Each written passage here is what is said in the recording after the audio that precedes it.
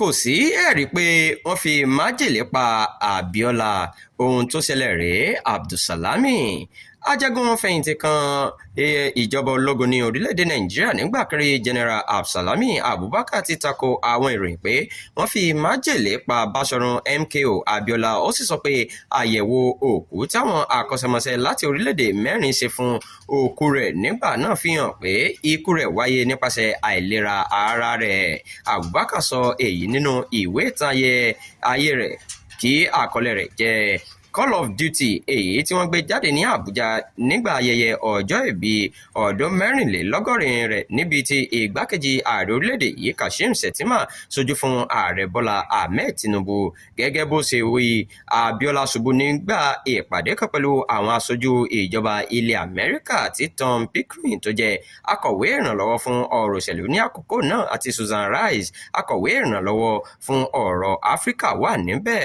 Gẹ́gẹ́ bí Abdulsalami ṣe wí, àwọn ìdílé Abiola bẹ̀rẹ̀ fún àyẹ̀wò ohun tó ṣokùnfà ikú rẹ̀.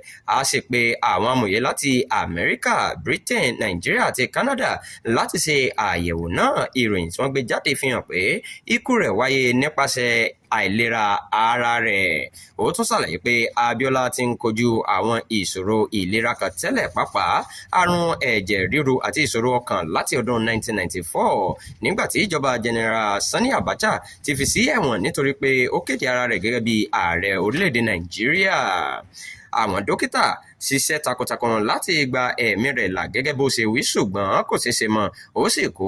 Abdulsalami tó rántí bí ọ̀gá aláàbò rẹ̀ Abdulrasheed Aliyu ṣe pé lórí fóònù láti fi tó létí pé Abiola ti kú. Nígbà tó lọ láti fún àwọn ẹbí Abiola níròyìn náà, ó ní ọ̀kan nínú àwọn ọmọ rẹ̀ obìnrin sọkún gidigidi. Susan Rice sì ràn lọ́wọ́ láti tù nínú. Ní àfikún, Abdulsalami tako ẹ̀sùn pé òun gba owó tó tó mílíọ̀nù $75 lẹ́yìn ikú General Sani Abacha. Ó ní ọ̀rọ̀ náà jẹ́ irọ́ lásán, kò sì sí ẹni tó fún mi ní irú owó bẹ́ẹ̀, bóyá kékeré tàbí púpọ̀. Ṣé ó ṣeéṣe kí ènìyàn gba $750 mílíọ̀nù ní owó gidi kí ènìyàn kan ṣoṣo ní àgbáyé mọ̀mọ̀ nípa rẹ̀?